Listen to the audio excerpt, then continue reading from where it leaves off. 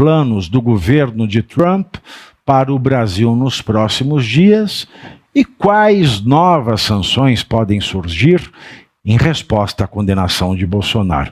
Entretanto, o filho de Bolsonaro, o deputado Eduardo Bolsonaro, afirmou que os Estados Unidos podem enviar caças F-35 e navios de guerra ao Brasil.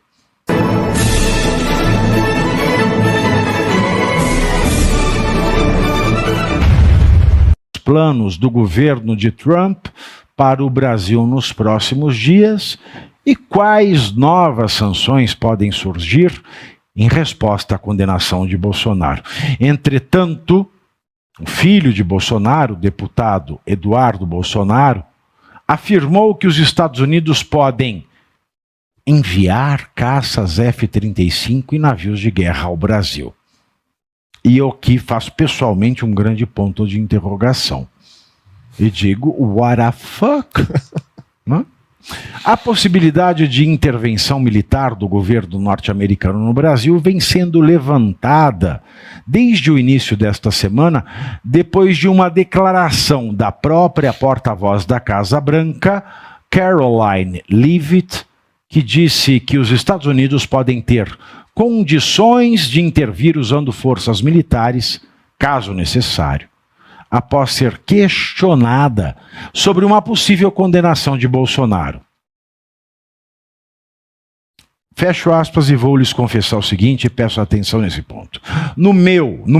Eu, Thiago Pavinato, no meu modo de ver, preocupado mesmo com a escalada das declarações como uma brutal e verdadeira interferência em matéria de soberania brasileira, nós não podemos deixar de observar as ações orquestradas ontem no STF.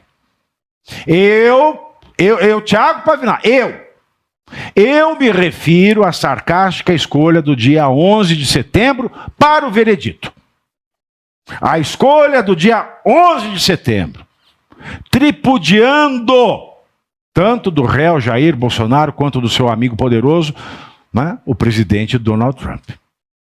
Para mim, Thiago Pavinato, o veredito no 11 de janeiro é uma ideia de Jerico, que na verdade fez troça de todo o povo americano e de certa maneira, especialmente nesse momento em que o governo brasileiro tece loas a terroristas palestinos, pode ser vista como uma espécie de celebração macabra ao ataque terrorista islâmico em Nova York, nessa mesma data, em 2001, 11 de setembro de 2001, quando 19 terroristas suicidas derrubaram as Torres Gêmeas e, assim, assassinaram 2.977 civis inocentes. O sarcasmo abjeto do adiantamento da dosimetria das penas para o dia 11 de setembro, e não no dia seguinte, hoje, dia 12, reforça a tese já reforçada pelas troças contra o colega ministro dissidente, que não sei se vocês sabem, mas é o primeiro membro judeu brasileiro do STF. Isso sem mencionar a desfaçatez do presidente da primeira turma, o ministro Reborn Cristiano Zanin. Prova viva de que o resultado do julgamento de Bolsonaro não passa da mais juridicamente abjeta perseguição política. Por quê? Por quê? Prova, Pavinato. Como assim prova? Sim, prova. E prova nas palavras do próprio ministro Zanin, quando ele era advogado do atual presidente. Presidente que o alçou ao cargo que hoje ele ocupa. O que dizia Zanin quando ele era advogado do Lula? Roda, alemão. Quando se fala em suspeição, é preciso ter em mente a teoria da imparcialidade objetiva, segundo a qual a estética da imparcialidade é o que deve prevalecer. Se houver dúvida sobre a imparcialidade, há que se reconhecer a suspeição. Tá aí. O Moro era suspeito e por isso Lula teve as condenações anuladas, porque o Moro foi levado a ministro da Justiça, que não decide nada, pelo Bolsonaro. Agora ele, Cristiano Zanin, não é suspeito porque o Lula, inimigo do Bolsonaro, levou ao cargo de ministro do STF. É perseguição política ou não é? Bem, Pavinato, você vê que o próprio confronto do Zanin do passado com o Zanin do presente já derruba a tese dele próprio. É importante dizer que no direito a mera fagulha, a mera possibilidade de haver qualquer dúvida com relação ao julgador já é suficiente para causar a suspeição.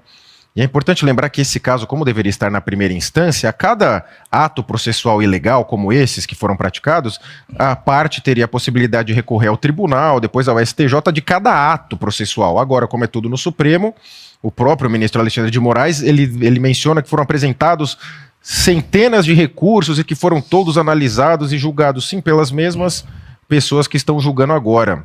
Ou seja, o tribunal alterou todo o seu entendimento sobre a questão do foro, que não seria na data, no ato do Bolsonaro ser presidente, então estaria na primeira instância. Eles mudaram o entendimento para pegar o caso, pegaram essa questão de ser na turma, quando deveria ser no pleno, se é que deveria ser no Supremo, não deveria, mas se fosse no pleno. E aí fazem essas troças com o Luiz Fux, como você bem mencionou. E essa sua análise, que me parece que é exclusiva, eu só vi você falar, realmente levanta essa pulga atrás da orelha no sentido de ser premeditado. Não é o primeiro simbolismo usado tanto pelo Alexandre de Moraes como pelo Supremo contra o Jair Bolsonaro. Vamos lembrar aqui, para você continuar, a multa.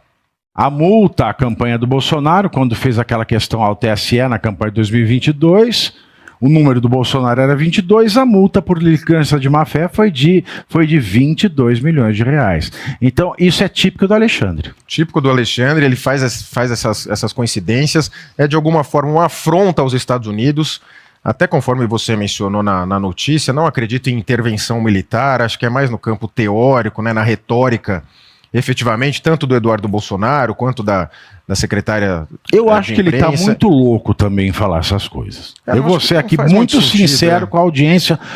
Podem me malhar aqui quem é de direita, pode comemorar quem é de esquerda, mas eu estou aqui para ser sincero. Eu estou num campo hoje que tem audiência dos dois lados, então eu estou sendo sincero, eu acho muito louco isso. É mais no campo retórico, imagino, mas assim, não faz muito sentido e eu duvido muito que aconteceria qualquer intervenção. Se não aconteceu na Venezuela, que tem um ditador, narco-ditador, imagina no Brasil. Mas o que as autoridades brasileiras fazem, o Alexandre, enfim, o Flávio Dino, o Lula e os ministros do Lula, sejam ministros do Lula no judiciário como ministros no Poder Executivo, eles ficam falando essa questão da institucionalidade, se escorando na instituição. Olha, qualquer decisão americana é um ataque à instituição brasileira. Não, quando na verdade é uma reação a ocupantes transitórios dessas instituições, como o caso do Flávio Dino, Alexandre de Moraes e outros. Eles ocupam transitoriamente a instituição. E toda a instituição ela é passível de crítica e é necessário que a gente a critique com constância, apresentando inclusive críticas absurdas, porque é a instituição que deve se provar legítima, não o cidadão que deve se provar legítimo para criticar uma instituição. Então, ao você criticar o Alexandre de Moraes, a Carmen Lúcia com seu voto militante, ou mesmo o Zanin, que é contraditório com a sua própria história jurídica, lembrando que ele não teria as titulações, né, para assumir, era um advogado de respeito ali, praticava essa advocacia de tribunais, mas não tinha as titulações que são necessárias para alcançar esse cargo, além de ser advogado pessoal do Lula e depois foi julgar. Mas eles ficam se escorando ali, se escondendo na instituição, e toda instituição é passível de crítica, e a instituição que responda. Se a instituição foi criticada, essa crítica não tem sentido, ou responde, ponto A, B e C, você está errado por causa disso. E lembrando, né, Pavinato, que no julgamento o juiz ele deve falar: a procuradoria alega A, a defesa alega B, eu decido C com base na lei, nos costumes, na jurisprudência. Não, eles vão e começam a falar coisas nada a ver, começam a falar, não cabe anistia, não cabe perdão, isso não estava em julgamento. Então o Supremo, ele ele fez letra morta da institucionalidade e fica fazendo discurso político a todo instante, e sem mencionar, talvez a cereja do bolo é a presença do Gilmar Mendes, que foi uma espécie ali de o professor ali vigiando os alunos. Supervisor, né? O supervisor. E aceitar isso com normalidade. A presença dele realmente acho que foi a cereja do bolo daquele teatro. Olha, meus queridos, você